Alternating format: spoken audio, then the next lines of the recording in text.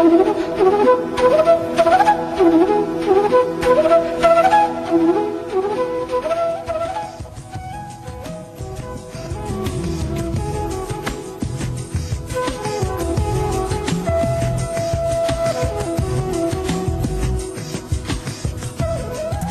good morning, Assalamu alaikum, and hi, hope you had a fantastic weekend. Good to see you're up bright and early on a Monday morning. The morning show at Express 24/7 with me, Ayza Omar, is the place to be right now. Now, today is Halloween, as you of course know. It is celebrated on October 31st, the last day of the Celtic calendar. Now, it was originally a pagan holiday honoring the dead.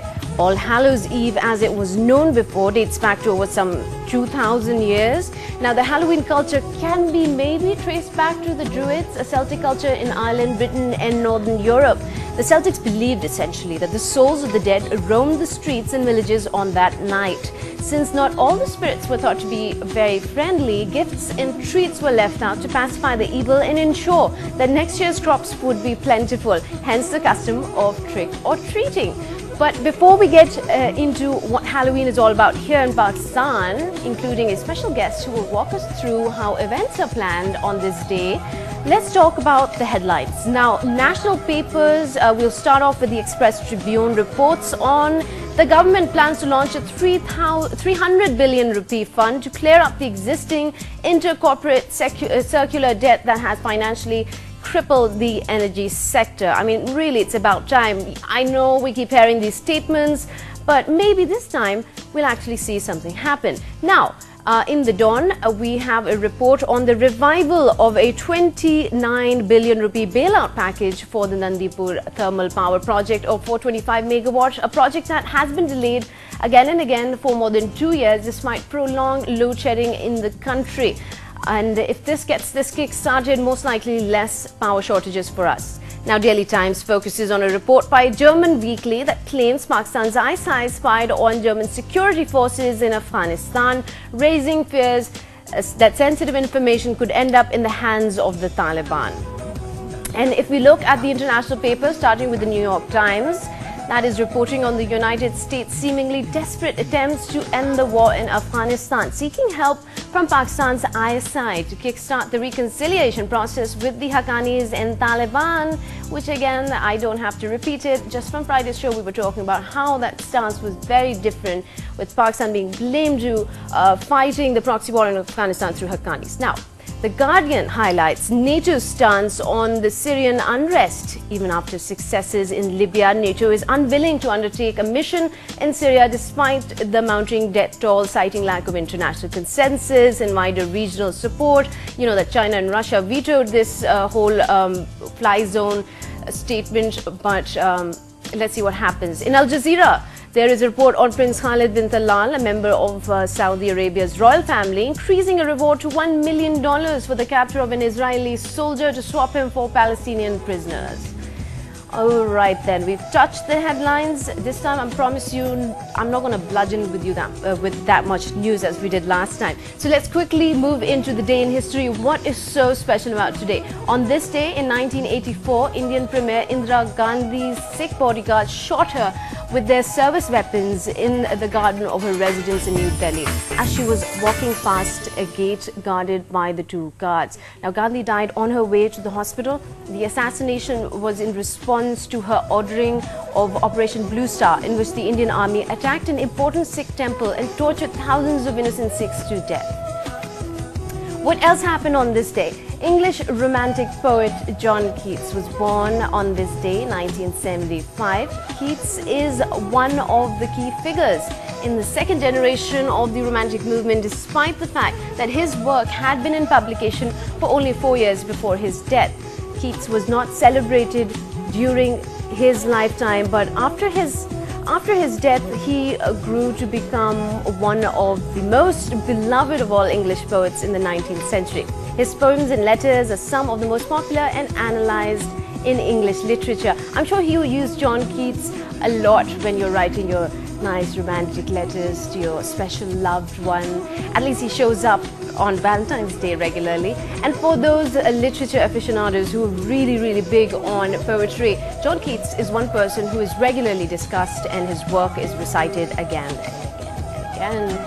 But, well, my producer is asking if I remember any of his poems, and I wish I could get an A on that question, but I'm sorry, not right now, but I'll get back to you.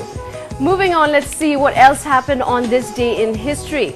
Rapper Vanilla Ice from the notorious, infamous song Ice Ice Baby. I'm not doing a very good version of it, but you know what I mean. He turns 44 today. Happy birthday, Vanilla Ice. His real name is Robert Van Winkle. Again, very interesting. I don't understand why he even had to change his name, considering Van Winkle is his surname. He was one of the earliest white rappers to attain major success. He was also one of the first Caucasian rappers to gain worldwide fame, also worldwide, I'm sure, and recognition, and the first solo white rapper to reach the Billboard 100 with a single, Ice Ice Baby. His musical style has been influenced by underground music as well as hip-hop and funk artists of the 50s and 60s. Yes, that's Vanilla Ice you see on your TV screens. I hope it takes you back in time and creates a sense of nostalgia. But okay, enough of the rapper, let's move on. New Zealand producer, director, actor, screenwriter Peter Jackson extraordinaire celebrates his 50th birthday today. Again, happy birthday! Jackson is known for his Lord of the Rings trilogy, King Kong and District 9. The large-scale epic filmmaker has won 3 Academy Awards in his career, including one for Best Director in 2003. And Jackson is known for his attention to detail, as you must have seen in Lord of the Rings, a habit of shooting scenes from many angles, a crazy sense of humor, and a general playfulness in his films.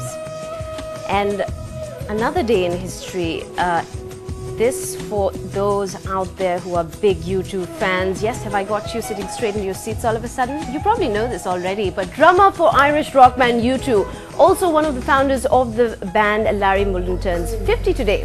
Mullen and U2 have won more than 60 awards, including 22 Grammy Awards. He is known to be the brakes of the band and prefers to let the other band members take the spotlight and interviews. And Mullen has also played synthesizer or keyboards on several songs, including United Colors from 1995's original soundtrack. Alright then, that was U2 for you, bringing many birthdays today. Vanilla Ice, there's Peter Jackson, and then this guy here, the drummer from U2.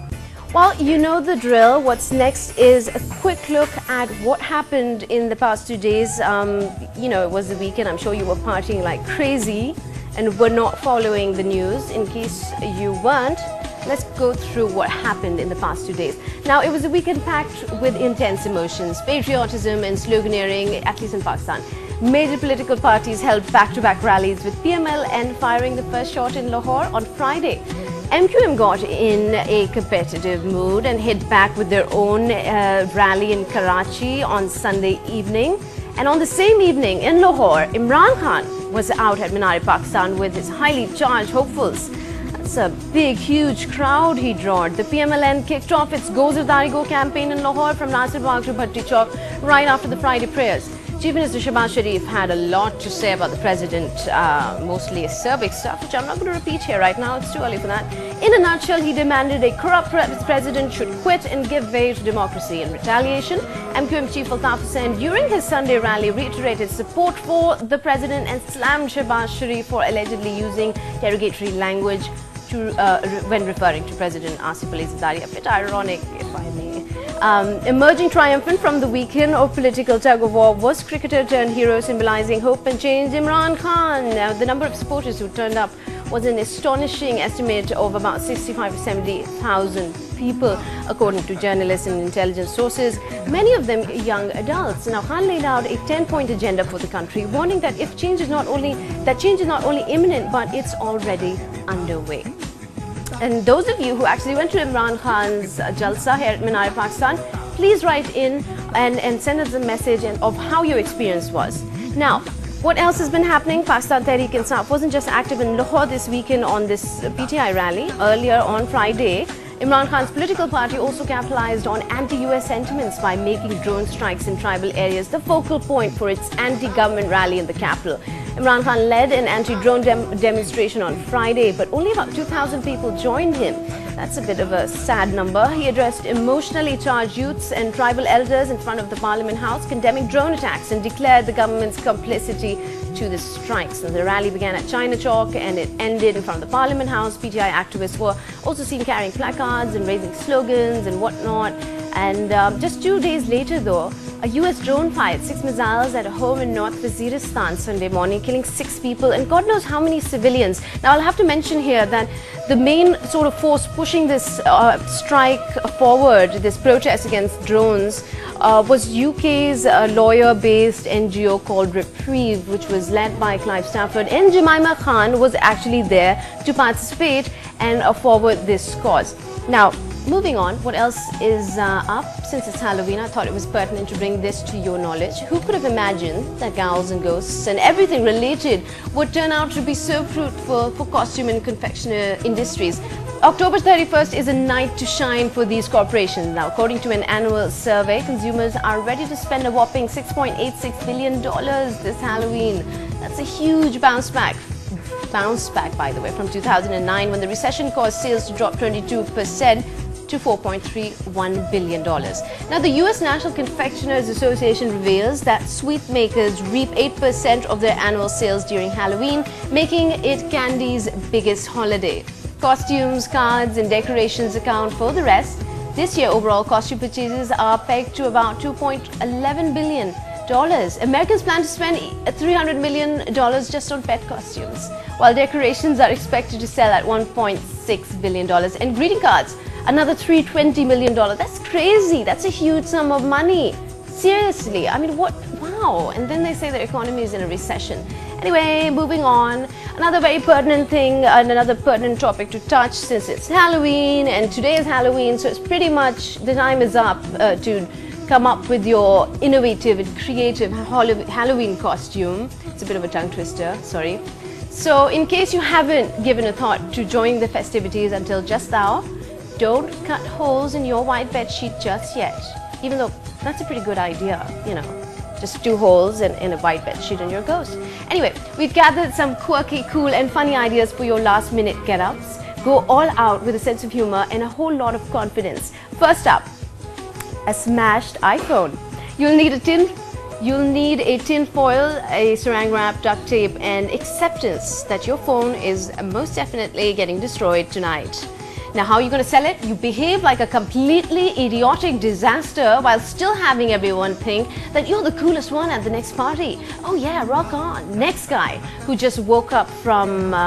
okay, well, before you sort of consume that, this is a bit of a... You've got to have a sense of humor for this costume. This guy has to be someone who thinks that he woke up from a year-long coma and...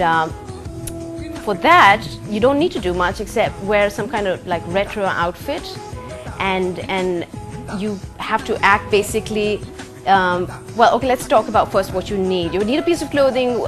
I've already told you, retro outfit, and again, absolutely no shame in trying to sell this. You say that when you go out and you meet people, you say, "I can't wait to see what kind of awesome stuff Zardari is going to do as president." All right. So if you can't pull that off, there's another option. The third crazy idea is dead Xbox 360. What you'll need here is a white t-shirt, a white plate, markers, and how you're going to sell it is by saying that, you know, you're going to party as hard as you can for a little while, and then you're just going to get burned out and stop. That's how an Xbox 360 works. I hope you get the idea. All right, moving on. Now we're going to look at some very interesting videos early morning, and this should perk you up a bit. Now, as a television broadcast journalist, I know how important visuals are while reporting a story. But in this video, what we'll show you is a reporter who doesn't want to waste a second of your time by blocking a great view. So, oh no, it's already passed. Wait, hang on, let's watch it again. There you go, this is a reporter. He's giving a PTC, a piece to camera, and suddenly the building collapses. And he goes down. Well, 5 minutes, man. 5 minutes well, from now, it should come down. My message to him is step away from the camera. 5 minutes. That's not how it's done. You're not supposed to shrink it to the ground, but pretty comical, isn't it? Hard to take that building collapsing seriously. Anyway, moving on, another video coming up. This one, you want a morbid site for Halloween? Yes? Yes? Okay, let's take a look at this video. figure out what exactly is going on here. Got my boy carrying me around. Crazy. I mean, for a second, you don't understand what's going on. Is that the baby carrying his dad? I mean, you've heard of parents being a burden on their children, but this is taking it to a whole new level. Poor little one. When he grows up and watches this video on one of his old home videos, he's really not going to be happy, is he? Look at the guy. He's like over the moon. Watch me, my baby's so strong. Yeah, anyway, that's kind of creepy. Moving on, in this complicated, convoluted adult world, we sometimes forget the simple things in life, like how dinosaurs feel in the 21st century. This little girl explains it perfectly. Let's take a look. No, this is not what you're talking about. This is what a dinosaur feels like. This is what a dinosaur feels like when he's tired of being crushed. I am a dinosaur. I don't like to be crushed.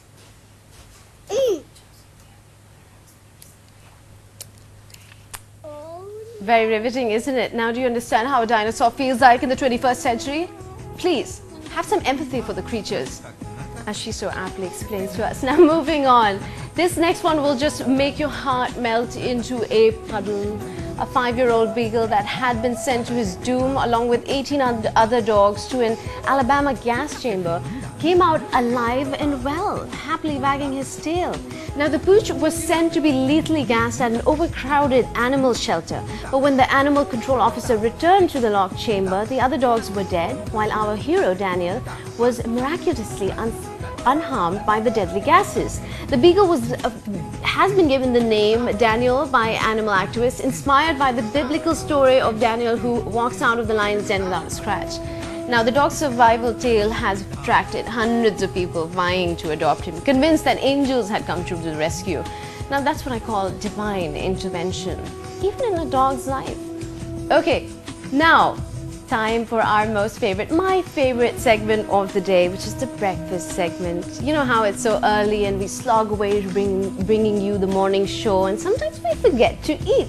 Hence, this is for you to watch, and remember that breakfast is the most important meal of the day. Here it is. This one is from China. They're our best buddies in the neighborhood. Ever wondered what they have for breakfast? You'll see that the Chinese have a very different approach to breakfast than Westerners. No eggs, toast or coffee, or even the morning paper, in fact. Many Chinese will buy breakfast from street vendors who open around 5 a.m. and are gone by 8 in the morning. These vendors offer cheap hot breakfast with regional variations. You see one version or a couple of versions on our screen. Usually it's a bowl. One of the versions is that it's a bowl of thin flavorsome broth, rice, noodles and marinated sliced beef flavored with raw garlic and God knows what, and sometimes even chili. Now this can be accompanied by a bowl of wonderfully warm soy milk. In central and eastern China, traditional start to the day would include a gluttonous rice dumpling with fried breadsticks, salted mustard, greens and dried meat mince or minced meat. Now other breakfast fares found more often in southern China include rice cakes, dim sum and congee, whatever that is. Now, did you know a study of 17,800 men found that those who consumed breakfast cereals, regardless of type, consistently weighed less than those who ate them less often? Not that this is in any way a form of advertisement for cereals, but I'm just saying. Anyway, time now to take a quick short break. I'll be right back. Go warm that coffee up and I'll see you on the other side.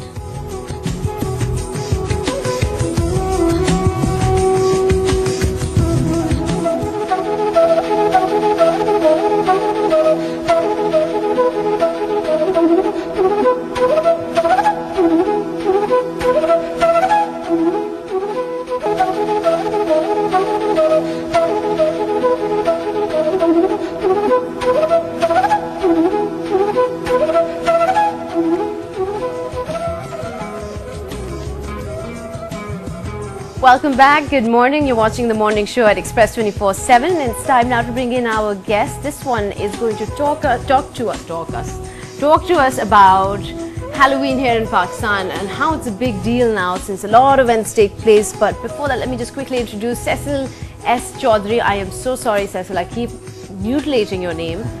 The CEO of Tamasha Event and Promotions. The company mainly deals in corporate events, but lately they've been doing some sports-related events as well. Now he's also known to be a underground rock guitarist for a very well-known band from the 90s called The Trip. Rings a bell? Yes. Here he is. Thank you so much, Cecil, for joining us here on the morning show. Thank you. I can see that you're a little bit, you know, like, really, can you keep the volume down? Well, I've been busy past whole week with some work, and I guess Is this work by any chance related to the Jalsa last night? well, yeah, I was actually helping out a friend of mine who was setting up the entire seating and the stage area for the Jalsa. So yeah, we were pretty much heavily booked over there. So Imran Khan's Jalsa, how was this experience for you? And have you ever participated in a political rally before? Yes, I've been part of quite a few rallies because of my father. Actually, he's a human rights activist, and so I've been accompanying him for a lot of these Jalsas. But yesterday's Jalsa, I think, was different in this way that you had a lot of educated people and a lot of the people from the urban community who were present over there. So it was a very positive energy that was coming out from that area. And you said there were people from the urban community. I mean, they usually don't step out much from their homes, do they? Yeah, they're the ones actually who, I mean, we all actually who really, never really used to vote also. So in that ways, to see them coming out and supporting this actually means that you'll have an increase in the percentage of voters probably now, and genuine voters hopefully. What else? Like, what was your feeling when you were in the crowd? Was there, I mean, I don't know, was there a lot of rowdiness or there was a complete change in mood? And well, when you have so many people around, you tend to have a lot of problems and issues relating to such things. But the people generally over there, it was like something like, like a festival. They had come out over there, they were supporting the whole thing, and they were very positive about it. So there was not that, ugly air or something of, it was not like that. It was just very, very energetic, and people were just out there wanting to support, this particular individual and his agenda. yeah, I mean, I wasn't there, but I could tell because going back home from work was like in the messed up traffic all over the city. Yeah, that well, okay, was, fine. that just shows how many people have come out over there. I'll let that go for this time. No, but also, a lot of your friends were participating. Yeah, a lot of them were participating. A lot of them have been very ardent supporters of Imran Khan. So tell me something. Now, given the situation in Pakistan and the security situation, I'm asking. Yeah. Dar laga tha when you were there?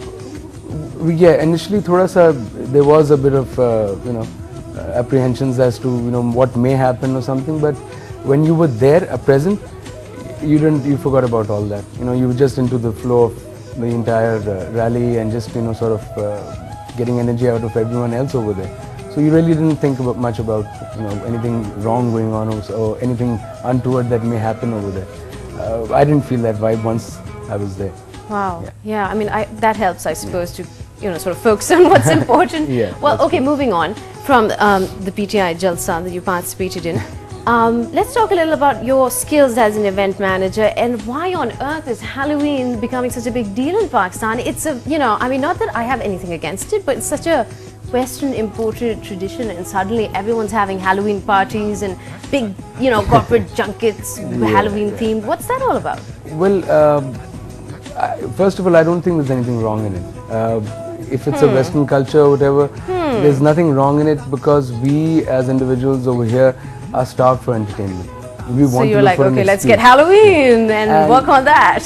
Well, that could be one of the things, and then again, our own traditional festivals have been taken away from us. Things like Basant, which was really treasured by all of us. Well, that's our fault, isn't it? And we keep using this lethal door and cutting each other out. The youth or the people of the country will look around for some sort of an entertainment, whether it's Valentine's Day. You've seen how the city goes red. Yeah, I know, it's really painful. And so similarly, Halloween, or even if it's Christmas or any other occasion. Christmas, I understand, like that's a parallel to Eid or whatever. I mean, minorities can also and should be celebrating their events, but then Halloween really, it's more like an excuse to party. Well, yeah, but then people need some entertainment also, and I think it's nice that people come out, they make an effort, they design costumes, they work hard on that. Speaking of costumes, what was your last costume as a Halloween participant? Well, I was a pirate actually, back in about 2 years back when we held a party in Gulberg. That was 2 years back. After that, I've been more involved in sports-related events, but yeah, whenever I get a chance, I do. So how much time did you honestly spend and money on that pirate costume? Not much time and not much money. Came naturally to you, is that what you're saying? Well, it was easy actually. It was not much of effort involved, but yeah, I just enjoyed the entire, feel of it, getting into the mood. And besides the, sort of that we need entertainment and people look for these outlets to, have fun, is this a really growing part of, like, is it going to grow and get a larger segment of, It may, because in the past few years you've seen a lot of increase in such events, such activities, and even the corporate sector as well as hotels and different clubs are also offering Halloween-based evenings or special menus and occasions. So it will grow. I don't think it may grow as big as Valentine's Day, but whatever happened? How did we become so obsessed with Valentine's? Like, you see street vendors suddenly offering you roses, and which cost a ridiculous amount. Wilted phool aapko de rahe hote hain, ye le ji, 200 rupees. One rose. Thanks to the internet and media channels. Oh, great! Yeah, throw it on us, blame us. It's always our fault.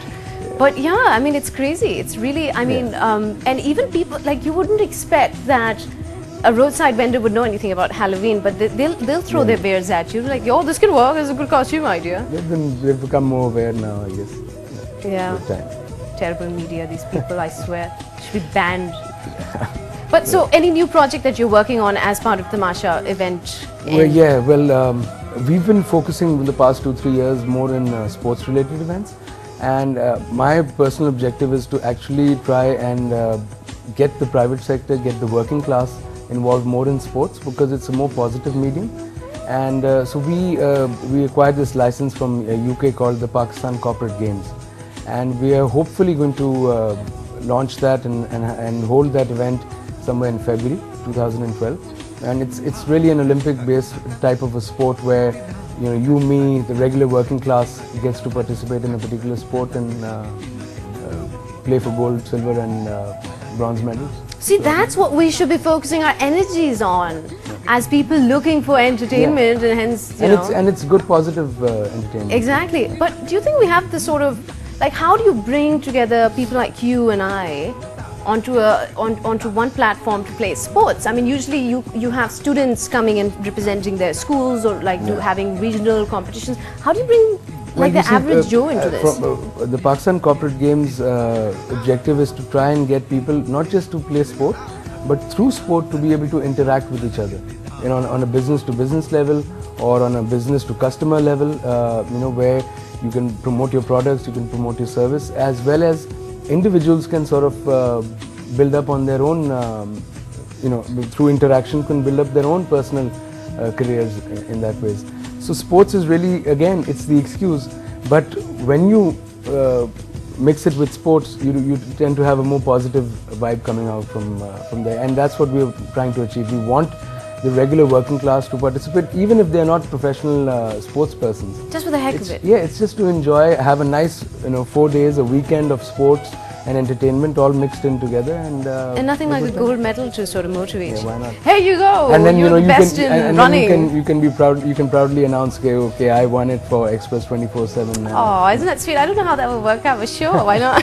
Yeah. Now, volleyball is one thing that's really come up here in Lahore in the past 2 years. Soccer has also built up a lot. There are a lot of private organizations who, members of organizations who are on their own. They've sort of funded and made these clubs, and they're playing a lot of soccer.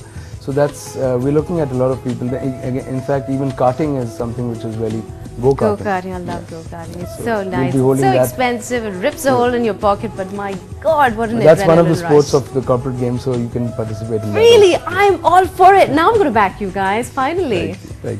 So how does this work? Where do you get funding from? Does the government have something to do with it? No, the government does not have anything. Actually, we are focusing on the private sector, and we want the corporate sector to actually support it. So we're still right now in our initial phase, and we're hoping that they'll come out, and it's a lengthy process. I mean, through the first event we'll probably just establish the event, and down the line it's an annual event. So every year we hope to keep building upon on that, and make it grow from there. When do we start seeing this happening? Hopefully next month onwards. Really? Next month, we'll probably announce it and start the official participation. It's called what? Pakistan? Corporate Games. Corporate Games, okay. Alright, so we've talked about Halloween and the possible positive alternative sports. Yeah. Let's talk a little, let's go back in history and talk about how does a rock star suddenly get into event management? Actually, a rock star got into event management because there were no other organizations who would arrange our concerts You're kidding. or get the sponsorship. So I might as well start my own.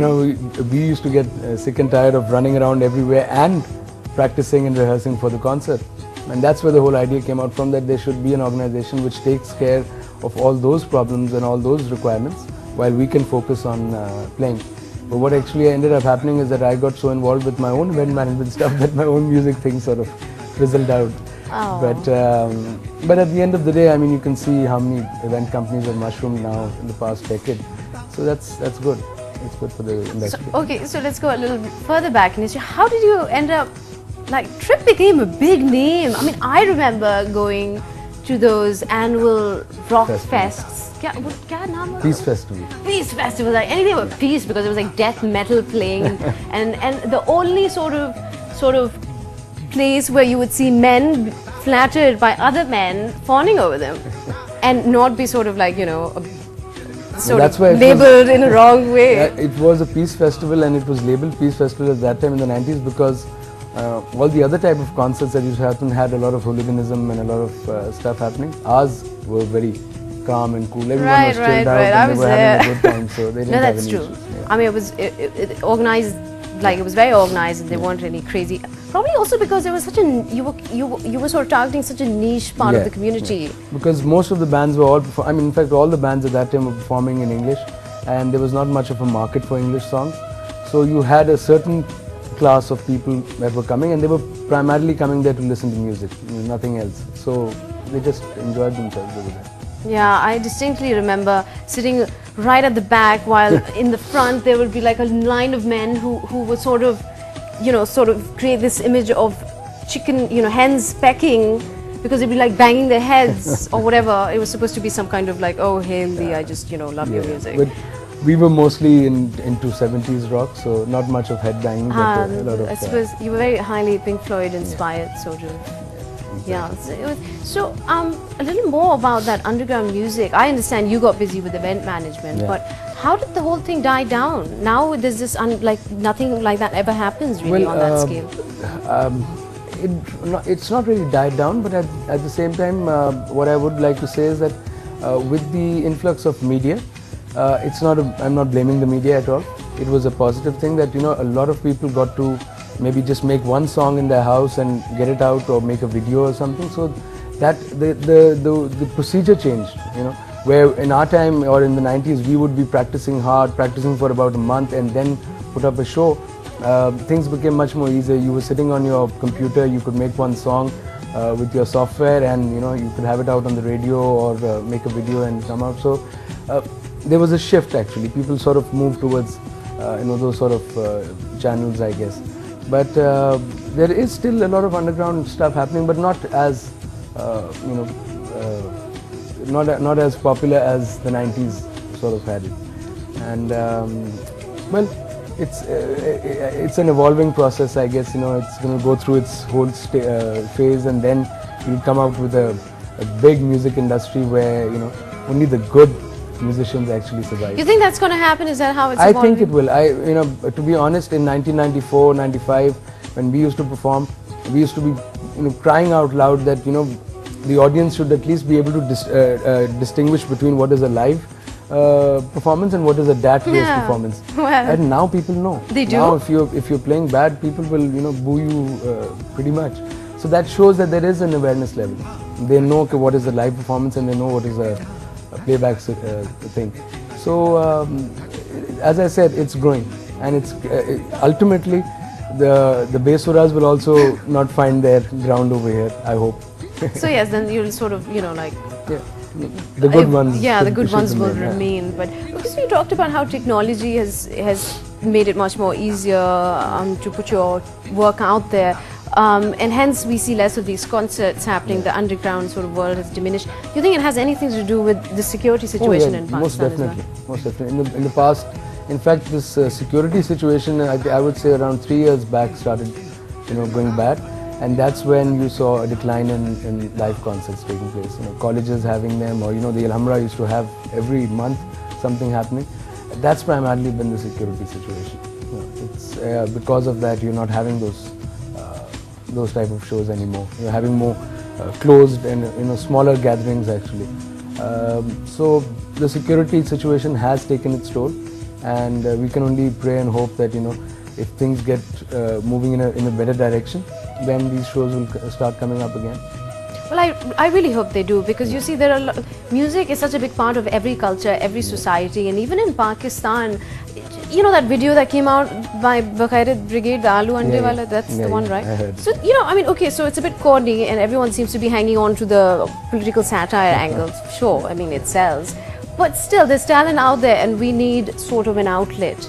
And a sort of area where they can, be seen and noticed, and so it's a good thing, I suppose. Yeah, yes, it is. Definitely, it's good.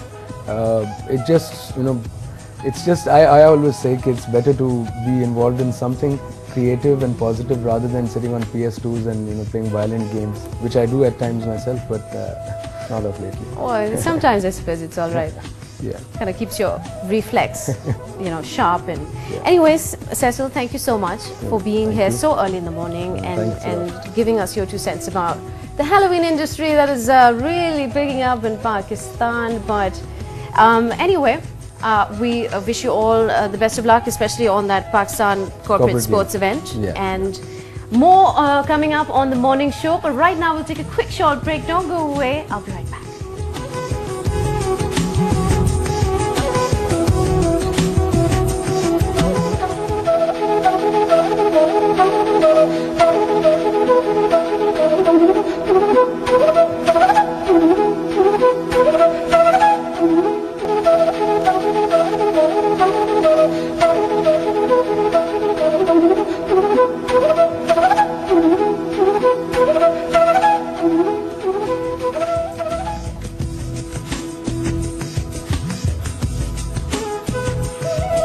Welcome back. And now for that very favorite segment of the day, the word of the day. Yes, we'll be talking about what is the new word that you should be picking up. So first things first, drum roll please.